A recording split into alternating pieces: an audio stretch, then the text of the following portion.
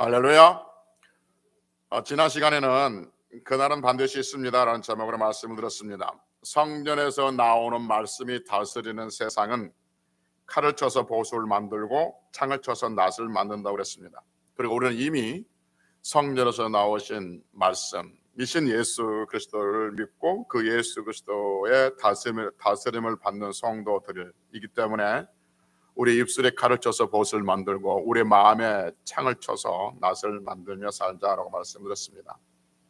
오늘은 물된 동산, 물 없는 동산 이런 제목으로 말씀을 드리려고 합니다. 성경에 보면 물된 동산에 대해서도 말씀하시고 반대로 물 없는 동산에 대해서도 말씀합니다. 먼저 물 없는 동산 다시 볼까요? 이사야 1장 30절 봅시다. 이사야 1장 30절부터 31절까지 같이 읽읍시다. 너희는 시작. 너희는 잎사귀 마른 상수리 나무 같을 것이요 물 없는 동산 같으리니 강한 자는 삼오라기 같고 그의 행위는 불티 같아서 함께 탈 것이나 끌 사람이 없으리라. 그러니까 이사야 1장 30절에서 물 없는 동산에 대해서 말씀합니다. 이번에는 물된 동산에 봅시다. 물된 동산 이사야 58장 11절 봅시다. 이사야 58장 11절 구약성경 1039페이지 이사야 58장 11절 봅시다.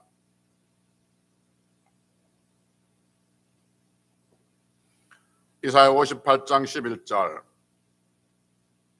구약성경 1039페이지 여호와가 시작. 여호와가 널 항상 인도하여 메마른 곳에서도 내 영혼을 만족하게 하며 내 뼈를 견고하게 하리니 너는 물된 동산 같겠고 우리 끊어지지 아니하는 샘 같을 것이라. 아멘. 한 군데 더 볼까요? 에레미야 31장 12절 오늘 본문입니다. 구약성경 1100페이지에 있습니다. 오늘 본문에 있습니다. 에레미야 31장 12절 같이 읽습니다. 그들이 시작. 그들이 와서 시온의 높은 곳에서 찬송하며 여호와의 복 곧 곡식과 새 포도주와 기름과 어린 양의 떼와 소의 떼를 얻고 크게 기뻐하리라. 그 심령은 물된 동산 같겠고 다시는 근심이 없으리라 할지어다. 아멘. 그러니까 이사야 58장 11절 에레미야 31장 12절에서는 물된 동산에 대해서 말씀하고 있습니다. 그래서 성경은 물된 동산, 물 없는 동산 같이 말씀하고 있는 거죠. 물 없는 동산도 있고 물된 동산도 있다고 말합니다. 성경은. 여러분, 물된 동산이 좋겠습니까? 물 없는 동산이 좋겠습니까? 그러면 여러분, 물된 동산을 원하십니까? 물 없는 동산을 원하십니까? 그렇죠. 그런데 성경은 물된 동산만 있는 것이 아니라 어떤 동산도 있어요? 물 없는 동산도 있다는 거예요. 그러니까 물된 동산만 있으면 얼마나 좋겠습니까? 그런데 물 없는 동산도 있다는 거예요. 그런데 우리가 원하는 것은 물 없는 동산이 아니라 물된 동산을 원하고 있는 거죠. 그래서 이 시간에는 물된 동산은 어떻게 물된 동산이 될 수 있을까 하는 것과 그러니까 물 없는 동산은 왜 물 없는 동산이 됐지? 왜 물 없는 동산이 됐을까 하는 걸 살펴보고 은혜를 나누려고 합니다. 먼저 좀 이렇게 개념 정리를 하고 들어갈 게 뭐냐면 여기서 말하는 동산이란 말이 나오는데 동산은 무엇이냐면 상징을 가지고 있는 동산은 우리 자신을 말합니다. 우리 자신의 마음의 상태를 말하기도 하고 우리 심령을 말하기도 하고 우리의 가정을 이야기하기도 하고 우리의 자녀들이기도 하고 또 우리의 모든 삶의 지경을 다 동산으로 포함시키면 됩니다. 그래서 내가 동산, 내 마음의 상태가 동산이고 내 자녀들이 동산이고 내 가정이 동산이고 우리 교회가 동산이고 내가 생활하고 있는 그 모든 것들 다 동산으로 보면 되는 거죠. 그런데 그 동산이 물 없는 동산이 있고 물된 동산이 있더라 하는 것이죠. 그래서 어떻게 하면 물된 동산 같은 삶이 될 것이고 어떻게 해서 물 없는 동산이 되었을까 한번 성경을 통해서 한번 살펴보자는 거죠. 먼저 물 없는 동산부터 봅시다. 왜 동산이 물이 없을까? 물 없는 동산이 되었을까 하는 거죠. 이사야서 전체를 보고 성경 전체를 봐서 물 없는 동산이 될 수밖에 없었던 이유를 찾아내야겠지만 굳이 그렇게 멀리 가지 않더라도 이사야 1장만 가지고도 왜 물 없는 동산이 되었는가를 충분한 이유를 알 수가 있습니다. 동산이 물 없는 동산이 됐던 큰 이유는 뭐냐면 주인이신 하나님을 알지 못했기 때문이다 라고 말합니다. 이사야 1장 2절로 3절 봅시다. 이사야 1장 2절 3절. 이사야 1장 2절로 3절 같이 읽습니다. 하늘이여 시작. 하늘이여 들으라, 땅이여 귀를 기울이라. 여호와께서 말씀하시기를 내가 자식을 양육할거늘 그들이 나를 거역하다. 소는 그 임자를 알고 나귀는 그 주인의 구유를 알건만은 이스라엘은 알지 못하고 나의 백성은 깨닫지 못하는도다 하였도다. 아멘.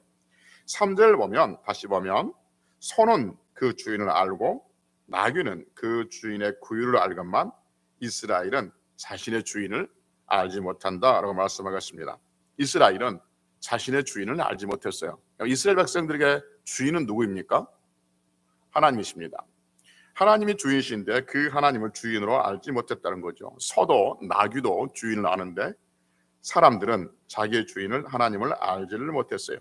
그래서 주인을 알지 못하는 그 인생은 아무리 큰 동산이라 할지라도 물 없는 동산 같은 인생이 된다 하는 것이죠.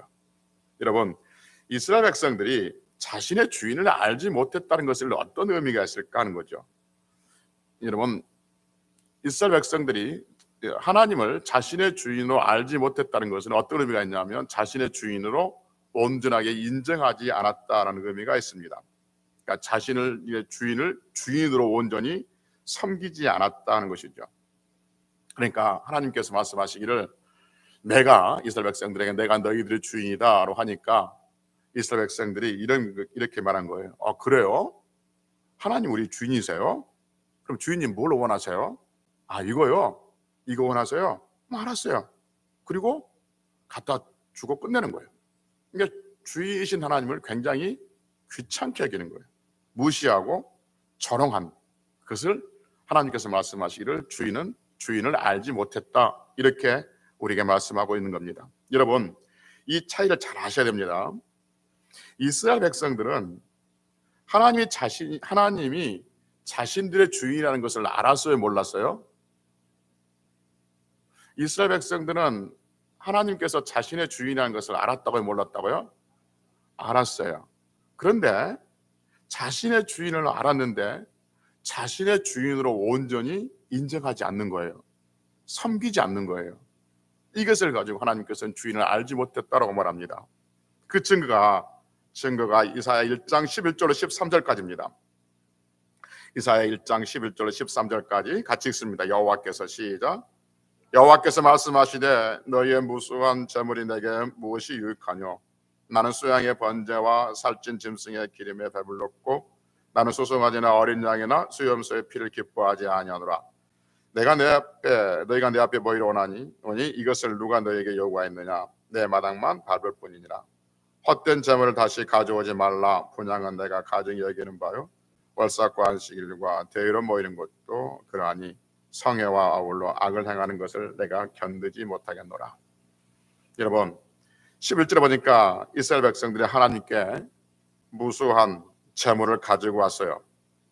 이스라엘 백성들이 하나님께 무수한 재물을 가지고 왔다는 것은 하나님을 주인으로 알았다는 거예요, 몰랐다는 거예요? 알았다는 겁니다. 그럼에도 불구하고 그들은 하나님을 온전한 자기의 주인으로 인정하지 않는 것이죠. 그러니까 우리가 하나님 앞에 지금 오늘 예배하러 나왔잖아요.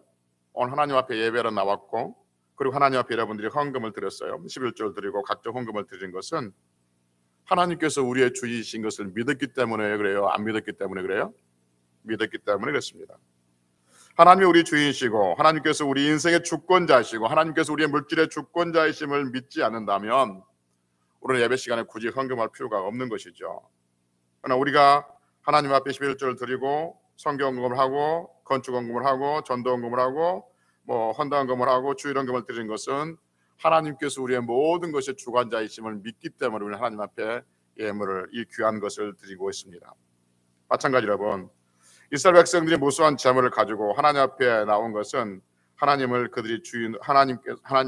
그들의 주인이라는 것을 알았기 때문에 그러한 일들을, 무수한 재물을 가지고 왔던 것이죠. 그런데 하나님께서는 놀랍게도 무수한 재물을 가지고 오는 그들에게 말하기를 너희들은 주인을 모른다 이렇게 말해버립니다.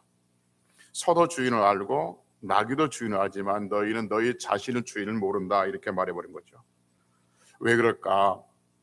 왜 그들이 무수한 재물을 가지고 하나님 앞에 나왔음에도 불구하고 하나님이 나의 주인인 것을 알아서 그들이 가지고 왔음에도 불구하고 하나님은 너희는 너희 주인을 모른다 라고 단언해 버리실까 하는 거죠. 왜 이런 생각의 차이가 있을까 하는 것이죠. 그에 대한 답의 힌트가 1장 12절에 있습니다. 1장 12절 같이 읽습니다. 너희가 시작. 내가 내 앞에 보이러 오니 이것을 누가 너에게 요구하였느냐? 내 마당만 밟을 뿐이니라. 여러분, 그들이 하나님께 재물을 가지고 오는 것은 하나님께 뭐 하려고 가지고 온 거예요? 너희가 내 앞에 뭐 하려고? 보이려 오라니 이렇게 말합니다. 여기서 보이러 온다는 말은 우리식으로 이야기하면 눈도장을 찍으러 오는 거예요. 그러니까 어쩔 수 없이 그냥 보이러 온 거예요. 어쩔 수 없이. 자기 마음에서 우러나오는 것이 아니라 어쩔 수 없이 보이러 왔다 그런 것이죠. 12절을 다시 보면 너희가 내 앞에 보이러 오나니 이것을 누가 너에게 요구하였느냐고 말합니다. 이것은 무엇입니까? 이것을 누가 너에게 요구하였느냐? 이것이 뭐예요?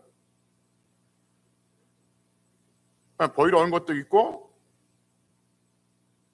그렇죠. 무수한 재물들 하나님 앞에 가지고 오는 무수한 재물들 그것을 누가 너에게 요구하였느냐라고 말합니다. 여러분 그들이 가지고 온 재물을 누가 요구했습니까? 그들이 스스로 알아서 가져온 거예요? 아니면 하나님께서 가지고 오라고 그랬습니까? 하나님께서 가지고 오라고 그랬습니다. 그리고 여러분 하나님께서 그들에게 말하기를 1년에 3번 그들의 몸을 하나님께 보이라고 그랬어요? 보이지 말라고 그랬어요? 보이라고 그랬어요. 아니 보이라고 해서 보였어요. 가지고 오라고 해서 가지고 왔어요. 그랬더니 하신 말씀이 뭐냐면 누가 너희에게 이것을 가지러 오라 했느냐 이렇게 말하는 거예요. 그러니까 이스라엘 백성들 입장에서는 좀 억울할 수 있지 않겠습니까? 아니 가지고 오라 해서 가지고 왔고 보이라고 해서 보였는데 아니 왜 보였느냐고 야단치시고 누가 이걸 가져왔냐 이렇게 야단치시면 그러면서 하신 말씀이 좀 얘기했던 것처럼 나는 이것들 기뻐하지 않는다 라고 이야기하면 그럼 우리 보고 어쩌라고요? 라고 하는 것과 같은 것이죠. 그래서 11절 다시 보면 이렇게 말합니다. 여호와께서 말씀하시되 너희의 무수한 재물이 내게 무엇이 유익하뇨? 나는 수양의 번지와 살찐 짐승의 기름에 배불렀고 나는 소송아니나 어린 양의 수염소의 피를 뭐 한다고요? 기뻐하지 아니한다라고 말합니다. 그들이 가지고 오는 재물의 피를 기뻐하지 아니한다라고 말합니다. 하나님께서 재물을 가져오라고 해서 가져왔는데 이제 와서 기뻐하지 않는다. 누가 이것을 가지고 너희들한테 가지고 오라고 했느냐라고 책망하시는 거죠. 여러분 왜 하나님께서는 가져오라고 해놓고 가져오니까 누가 이것을 너에게 가져오라고 하냐 책망했을까 하는 거죠. 왜 그랬을까? 왜 그랬냐 하면 그들은 재물만 가지고 왔지 그들의 마음은 가지고 오지 않았기 때문에 그렇습니다. 그래서 그들은 재물만 가지고 왔어요. 하나님 앞에. 그리고 그들의 마음을 가지고 오지 않았어요. 하나님께서 그들에게 몸을 보이고 재물을 가져오라는 것은 그 재물 때문에 그런 것이 아니라 그들의 마음 때문에 그런 거죠.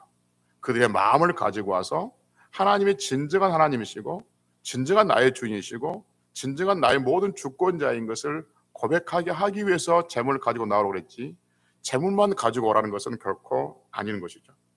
그래서 그들은 하나님께 재물을 가지고 와서 마당만 밟고 돌아갔다라고 말합니다. 그래서 12절 보면 이렇게 말합니다. 12절 보면 너희가 내 앞에 보이러 오니 이것을 누가 너에게 요구하였느냐?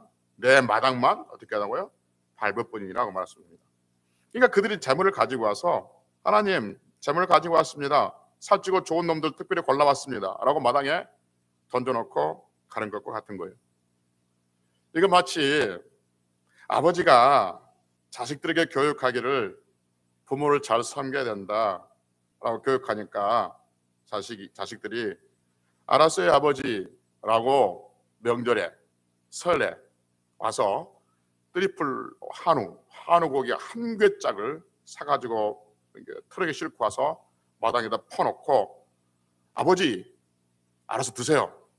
아버지를 잘 상별하겠으니까 아버지가 명절 때마다 선물 가져오라고 했으니까, 그래서 아버지한테 오라고 그랬으니까 내가 왔습니다. 그리고는 한우 한 개짝을, 아니 두 개짝을, 아니면 한 트럭을 마당에 퍼놓고 그냥 가는 거예요. 아버지는 안방에 계시는데 아버지 얼굴도 보지 않고 돌아가 버린 겁니다. 그러면서 하는 아이가, 아니 아버지가 선물 가져오라고 했잖아요. 그래 가져왔어요. 그리고 마당에 퍼놓고 돌아가는 것과 똑같은 것이죠.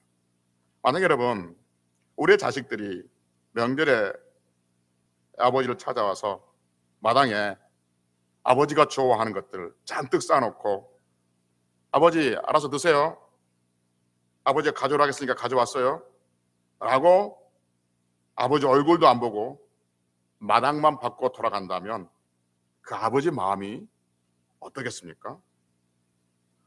아이고 우리 자식 말 잘 듣는다, 효자구나 라고 동네방네 우리 자식이 효자라고 그렇게 자랑스럽게 하겠습니까? 떠들고 다니겠습니까? 아니면 그 선물을 볼 때마다 속이 뒤집어지겠습니까? 그렇죠. 마당에 쌓여있는 그 선물, 마당에 산더미처럼 쌓여있는 그 한우, 마당에 산더미처럼 쌓여있는 뭐 꽃감, 제가 좋아하는 거 아닙니다. 그런 것들이 쌓여있다면 그런 것들이 쌓여있다면 그걸 하나하나 꺼내 먹으면서, 아이고 우리 자식이 갖다 주니까 내가 맛있게 아껴 먹어야지 그러겠습니까? 갖다 버리라 그러겠습니까?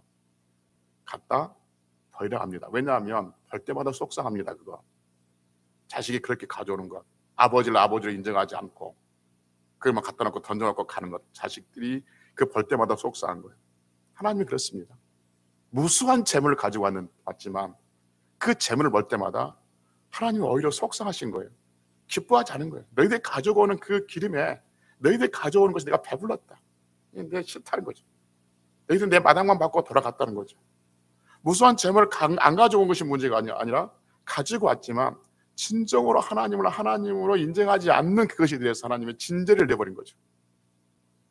주인으로 인정하지 않는 것에 대해서. 그래서 소도 주인도 알고 나귀도 그 주인을 알지만 너희들은 그 주인을 알지 못한다라고 말하고 있는 것이죠. 여러분, 그들은 재물을 가지고 오라고 하는 것은 하나님을 만나게 하기 위함입니다. 그럼에도 불구하고 그들은 재물을 가지고 와서 하나님을 만나지 않고 돌아가는 것이죠. 하나님을 만나지 않고 돌아간다는 것은 어떤 말이냐면 하나님 말씀을 듣기 싫어하는 거죠. 하나님 말씀을 순종하지 않는 거죠. 아버지 만나면 또 분명히 한 소리 하겠죠. 차 조심해라, 뭘 조심해라, 뭐 해라, 또 한 소리 듣겠죠. 그러니까 듣기 싫은 거예요. 그러니까 재물을 갖다 놓고 가버린 겁니다. 하나님께서 말씀하신 것이 귀찮아요. 하나님께서 말씀하신 것이 듣기 싫어요. 그래서 잔소리를 얘기합니다. 이런 상황을 말라기 1장 6절에서 이렇게 말씀합니다. 말라기 1장 6절 봅시다. 구약성경 1326페이지 말라기서 1장 6절 몇 번 봤지만 다시 봅시다. 1326페이지 구약성경. 한번 하나님의 마음을 생각하면서 한번 천천히 읽어봅시다. 말라기서 1장 6절 내 이름을 시작. 내 이름을 멸시하는 제사장들아, 나 만군의 여호와가 너에게 이르기를 아들은 그 아버지를, 종은 그 주인을 공경하나니 내가 아버지일진데 나를 공경함이 어디 있느냐? 내가 주인일진데 나를 두려워함이 어디 있느냐? 아니 너희는 이르기를 우리가 어떻게 주의 이름을 멸시하였나이까? 여러분 그렇습니다. 하나님의 말씀하시기를 그 아들은 주인을, 그 아들은 아버지를, 종은 주인을 공경한다. 그런데 너는 내가 아버지라고 하면서도, 내가 너희를 주인이라고 한다 하면서도 공경하지 아니하고 두려워하지 않는다라고 말합니다. 말라기서 1장 13절 봅시다. 말라기서 1장 13절 같이 읽습니다. 만군의 여호와가 시작. 만군의 여호와리노라, 너희가 또 말하기를 이 일이 얼마나 번거로운고 하며 코웃음치고 훔친 물건과 저는 것 병든 것을 가져왔느니라. 내가 이같이 봉헌물을 가져오니 내가 그것을 너희 손에서 받겠느냐? 이는 여호와의 말이니라. 다시 보면 만군의 여호와리노라, 너희가 또 말하기를 이 일이 뭐예요? 어떤 일이에요? 그렇죠. 가지고 오는 것들. 그 하나님 앞에 드려진 것이 이제 얼마나 번거로운고 코웃음 쳐요. 훔친 물건과 저런 것과 병든 것을 가져왔어요. 근데 여러분 이게 중요한 것은 이스라엘 백성이 가져왔어요? 안 가져왔어요? 가져는 왔어요. 그렇죠? 가져왔어요. 근데 가져왔는데 그 가져오는 과정이 문제란 거죠. 이것들을 봉헌물을 가져왔지만 그것을 내가 너의 손에서 받겠냐? 여러분, 이게 슬픈 일입니다. 하나님 앞에 드렸는데 하나님께서 안 받으신다. 굉장히 슬픈 일이고 하나님께서 안 받으신 것은 저주예요. 여러분, 우리가 지금 예배를 드리고 있는데 하나님께서 예배를 안 받으신다. 이건 저주입니다. 우리가 하나님 앞에 헌금을 드렸어요, 여러분. 헌금을 드렸는데 하나님께 이 헌금을 안 받으세요. 내가 너희들 헌금을 안 받는다. 쳐라. 한다면 이건 복이 아니라 저주입니다, 여러분. 그래서 여러분, 하나님 앞에 헌금 드릴 때 그냥 아무 생각 없이 드리지 말라고 했던 이야기가 그런 이야기예요. 이거 우리가 드린 것으로 끝나는 게 아니라니까. 이스라엘 백성들이 드렸어요, 안 드렸어요? 드렸어요. 드렸는데 그들이 귀찮은 걸로 생각하고 번거로운 걸 생각하는 거예요. 하나님의 헌금 드린 것이 귀찮고 번거로운 거예요. 우리의 삶에 무수한 어떤 삶의 변화가 있음에도 불구하고 아무 생각 없이 그냥 정해진 헌금, 습관적으로 드려지는 것, 그건 귀찮은 거예요, 여러분. 그래서 귀찮다고 생각하는 거예요. 하나님께서 그것도 보고 계신다는 거죠. 그렇기 때문에 우리가 하나님 앞에 드릴 때 정말 온 마음을 다해서 헌금을 드리고 하나님 앞에 우리의 마음도 드려지는, 그래서 이 물질 속에 우리의 마음이 드려지는 그러한 거룩한 행위가 있어야 될 줄로 믿습니다. 그들의 한마디로 하나님께서 가져오라고 해서 가져왔어요. 근데 그것을 번거로운 일로 했다는 것이죠. 그래서 코웃음을 치면서 가져왔다는 겁니다. 이런 생각을 가지고 하나님 앞에 드려지니까 훔친 것, 저는 것, 눈먼 것을, 상품 가치가 없는 것들을 가져오는 것입니다. 그래서 여러분들이 말씀드렸잖아요. 뭐 갑자기 또 뭐 헌금 얘기가 나오는데, 우리 하나님 앞에 드릴 때 11조는 그러니까 다 쓰고 난 다음에 드린 것이 아니라 맨 먼저 떼어 쓰는 거죠. 제일 좋은 것으로. 그래서 뭐 돈이 가치가 맨 먼저 뗐다고 해서 10,000원짜리가 11,000원의 가치가 있고, 제일 나중에 뭐 드린다고 해서 10,000원짜리 가치가 9,000원이 되고, 그건 아닙니다. 그러나 우리의 마음이 거기에 담겼던 거죠. 그러니까 돈을 드린 것이 아니라 우리의 마음이 거기에 들어지는 그 상태가 하나님을 온전히 주인으로 섬기는 것이죠. 언젠가 새벽기도, 온거에 없는 장인데 갑자기 생각나는데, 언젠가 새벽기도 갑자기 이런 생각이 들더라고요. 우리가 나이 먹어가는 데 있어서 하나님 앞에 우리가 하는 모든 것들이 점점점 줄어들면 좋을까? 아니면 점점 풍성해지면 좋을까? 예를 들면 우리가 나이 먹었는데 60이고 70이고 80이고 90이고 100살이 나이 먹어가는데, 나이 먹어가면서 우리가 들어졌던 그 예배 횟수가 점점점 줄어드는 게 좋을까? 어떤 이유든지 간에.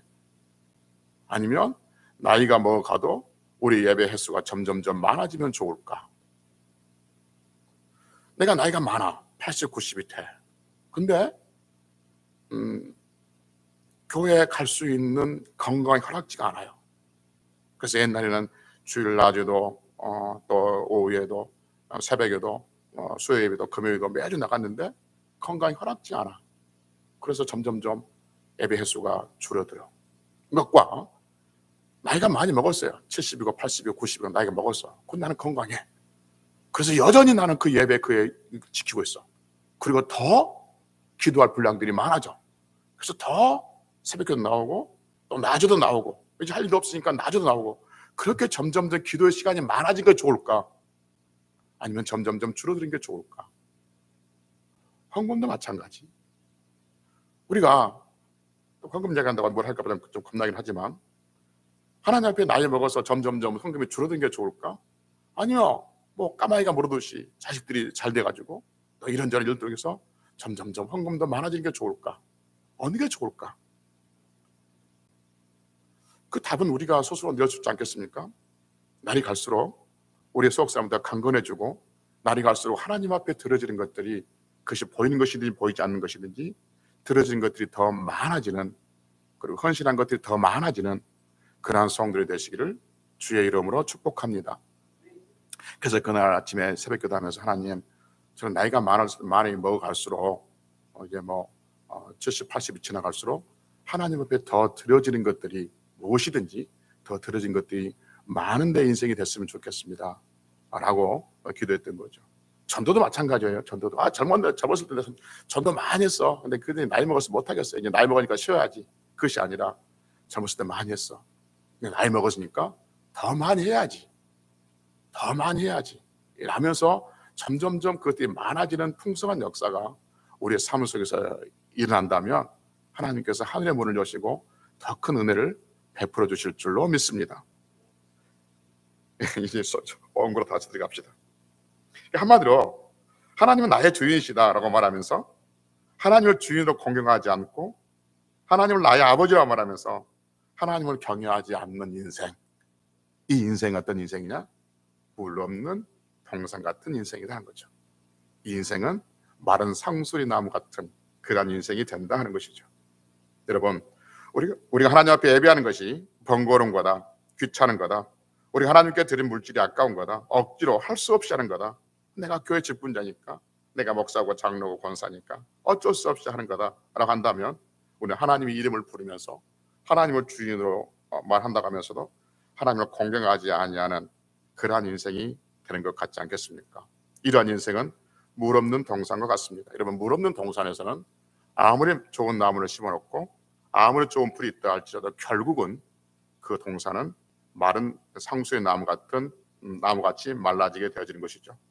사랑하는 성도 여러분, 동산 안에 물이 없으면 기쁨이 없습니다. 동산은 우리 자신이라고 그랬어요. 동산 안에 물이 없으면 감사가 없어요. 동산 안에 물이 없으면 메마른 땅으로 변해버립니다. 그러면 그 땅에 소망이 없는 거죠. 물이 없는 동산에 아무리 좋은 것을 갖다 심어놓는다 할지라도 싹을 틔우지 못하고 싹이 틔운다 할지라도 결국 열매를 맺지 못합니다. 그래서 동산 안에 물이 흘러 들어와야 됩니다. 그래서 물된 동산이 되어야 하는 거죠. 그래서 동산은 우리의 심령이고 우리의 가정이고 우리의 교회이고 우리의 삶의 지경이다라고 말씀드렸습니다. 그럼 물이 뭘까? 물은 우리 하나님이신 줄로 믿습니다. 할렐루야. 물은 우리 하나님을 주인으로 모시고 살고 하나님을 온전히 공경하고 사는 삶, 그것이 물된 동산 같은 물이 흘러오는 과정이죠. 이런 봅시다. 성경에서 물 솟은 동산이라고 그랬어요? 물된 동산이라고 그랬어요? 어떤 그 말의 뉘앙스 차이를 아시겠습니까? 물이 솟은 동산은, 물 솟은 동산과 물된 동산 어떤 차이죠? 물 솟은 동산은 동산 안에서 물이 스스로 나와요. 그렇죠? 물된 동산은 밖에서 물이 들어와야 돼요. 성경은 우리를 향해서 물 솟은 동산이 아니에요. 우리 스스로 물을 낼 수 있는 게 아니에요. 물은 반드시 밖에서 들어와서 그 동산을 적시는 거예요. 그래서 물이 뭐냐면 하나님이시죠. 신약에 들으면 생수이신 우리 주 예수 그리스도가 되는 것이죠. 그래서 우리 스스로는 결코 물 솟은 동산이 될 수가 없는 거예요. 우리는 동산은 동산인데 우리 스스로는 물 솟은 동산이 될 수가 없다는 거예요. 우리 스스로 우리 안에서 어떤 기쁨과 감사가 그리고 우리 삶의 귀한 열매들이, 복된 열매들이 맺혀지는 그런 동산이 아니라는 거죠. 우리는 동산은 동산인데 물 없는 동산이 될 수 있고 물된 동산, 둘 중 하나는 거죠. 물된 동산은 뭐냐면 밖에서 물이 흘러 들어와야 돼요. 외부에서 흘러 들어와야 돼요. 외부에서 흘러 물이 들어온다는 것은 곧 하나님께서 우리에게 오시는 거죠. 생수이신 예수 그리스도께서 우리에게 임하시는 것이죠. 그것이 곧 물된 동산 것이고, 그렇다면 여러분과 저는 이미 생수이신 예수 그리스도를 모시고 있고 생수이신 예수 그리스도가 우리 안에 있음으로 말미암아 우리는 물된 동산 같은 그러한 성도들인 줄로 믿습니다. 이미 우리는 물된 동산인데, 그리고 물된 동산 하나님께서 우리를 부르셨는데 우리가 물 없는 동산으로 살아서는 안 된다는 거죠. 물 없는 동산이 어떤 거냐면 하나님을 주인으로 모시지 않고 사는 것이 물 없는 동산이라고 말씀드렸습니다.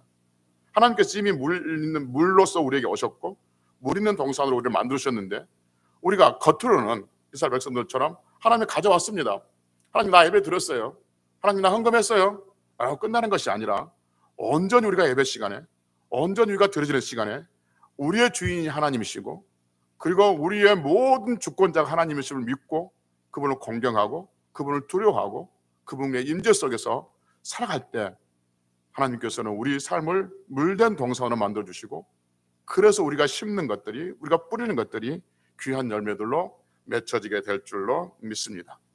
물된 동산은 지금은 아무것도 없는 것처럼 보인다 할지라도, 민둥산처럼 보인다 할지라도 반드시 열매 맺고 반드시 풀이 자라내고 숲이 우거지게 되어 있는 것이죠. 여러분, 우리는 우리의 입술로 하나님 앞에 많은 기도를 심었습니다. 많은 기도를 심었는데 그 기도를 심는 동산이 물 없는 동산은 아니었을까? 우리가 심는 것이 물된 동산에 심고 있는가? 내 기도가 물된 동산에 심고 있는가? 내 기도가 물 없는 동산에 심어주고 있는 건가? 한번 점검해 봅시다, 여러분.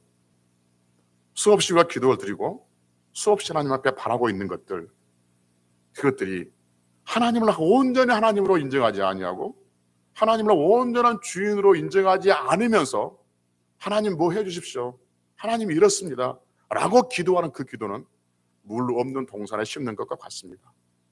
그래서 많이 심었고 애타게 심었지만 열매 없는 것과 같은 거예요. 왜냐하면 하나님을 온전한 내 삶의 주인으로 받아들이지 못했기 때문에 그런 것이죠. 그러나 우리가 작은 씨앗 하나라도 물 있는 동산으로, 물된 동산에 심어 놓으면 그것은 겨자씨 한 알이 울창한 숲을 이루듯이 그렇게 큰 숲을 이루고 하게 되어지는 것이죠. 하나님은 나의 주인이시고 내가 높은 곳에 처해 있든지 낮은 곳에 처해 있든지 내가 좋은 일을 당했든지 슬픈 일을 당했든지 하나님은 언제나 내 삶의 주인이시고, 그리고 하나님은 선한 손으로 반드시 내 삶을 선하게 이끌어 주실 줄로 믿고, 비록 지금은 내가 눈물 골짜기를 걷는다 할지라도, 지금 내가 가시밭길을 걷는다 할지라도 여기에도 우리 하나님이 나와 함께 하신다, 하나님은 나의 아버지시고 내 삶을 붙들고 계시고 내 삶을 인도하신다는 그 믿음 가운데 그 골짜기 속에서도 찬송 부르고 하나님을 신뢰하고 나가면 그 인생은 물된 동산 같은 인생이 될 줄로 믿습니다. 그럼 거기에 우리가 눈물로 심어놓은 것들, 눈물 뿌리면서 기도로 심어놓은 것들이 반드시 귀한 열매로 맺혀지게 되어지는 것이죠. 그런데 적을 때는 하나님이 함께 하셨습니다 하고 조금 어려우면 하나님이 어디 있냐, 하나님이 나에게 왜 이랬습니까, 이리 갈까 저리 갈까, 이걸까 저걸까, 그리고 늘 의심과 불신 속에 살아가면 그건 마치 이스라엘 백성들이 하나님 가지러 오라 했으니까 가져왔어요 라고 무수한 재물을 던져놓고 마당만 밟고 가는 것과 같습니다. 하나님 앞에 예배 드려야겠으니까 내가 예배 드리러 왔어요, 그리고 그냥 휙 예배 드리고 뒤도 안 돌아보고 돌아가는 것과 같은 것이죠. 교회에 와서 하나님 집이 어떻게 생겼는지, 하나님 집에 무엇이 필요하는지 돌아보고 하나님을 사랑하는 마음, 하나님 집을 사랑하는 마음, 그 마음으로 하나님 앞에 나와서 예배하는 성도들에게 하나님께서 물된 동산 같은 그 인생으로 바꿔주실 줄로 믿습니다. 사랑하는 성도 여러분, 물된 동산은 무엇으로 심든지 그대로 거두는 역사가 있게 되어지는 거죠. 그래서 매사에 하나님을 인정하며 살아갈 수 있는 귀한 성도들 되시기를 주의 이름으로 축복합니다. 어떤 상황 속에서 하나님은 나의 주인이심을, 내가 성공한 삶 속에서도 실패한 삶 속에서도, 내가 건강할 때도 내가 병들었을 때도, 내가 부유할 때도 가난할 때도 하나님은 언제나 나의 아버지시고 하나님은 언제나 나의 주인이시며 하나님은 언제나 내 삶의 주권자이심을 믿고 나간다면 그 인생은 물된 동산이에요. 그러면 우리가 심어놨던 모든 것들이 반드시 열매 맺게 되어질 줄로 믿습니다. 그래서 예레미야 31장 12절 다시 한번 제가 읽어드리면 이렇습니다. 들어보십시오.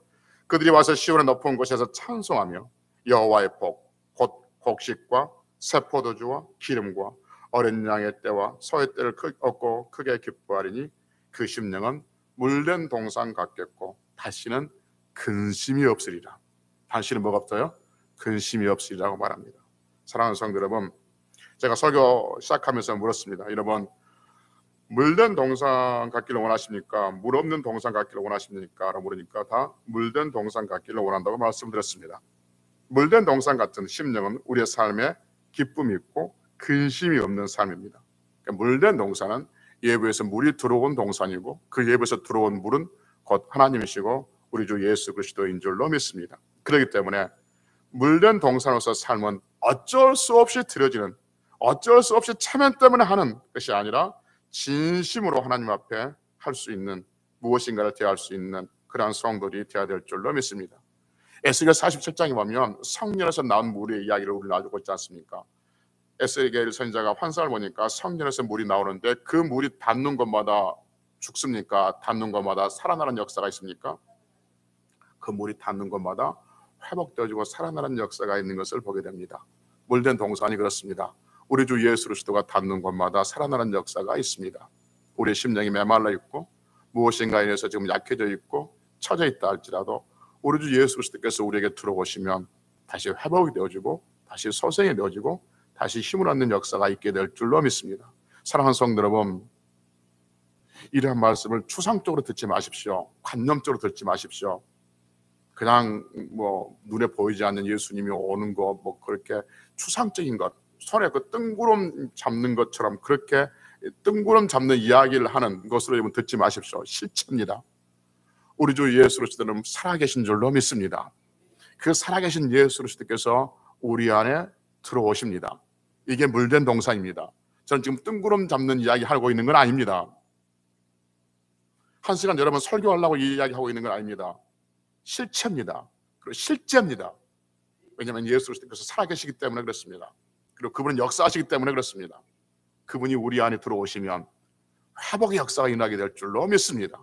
그러니 올 한 해 또 살아가면서 물된 동산이 되기 위해서 우리가 예수 그리스도를 온전히 모시고 진심으로 그분을 섬기고 진심으로 그분 앞에 예배하고 진심으로 그분이 원하시는 일들을 함으로써 날이 갈수록 더 모든 것들이 풍성해지는 그러한 삶이 되어서 하나님을 온전히 공경하고 하나님을 온전히 주인으로 여기며 그렇게 살아가는 성도들. 그래서 어떤 작은 일, 큰 일, 이 핑계 저 핑계 되면서 하나님의 일을 정하냐는 것이 아니라 아버지께서 원하신다면, 내 아버지께서, 내 주인께서 원하신다면 하고 우리가 하나님 앞에 나가면 하나님 우리 인생을 물된 동산으로 만들어서 그 인생을 더 풍성하게 해주시는 귀한 역사가 일어날 것을 믿으면서 물된 동산을 꿈꾸면서 그분의 기쁘시게 하면서 그분 안에서 승리하는 귀한 성들이 되시기를 주의 이름으로 축복합니다. 기도하시겠습니다.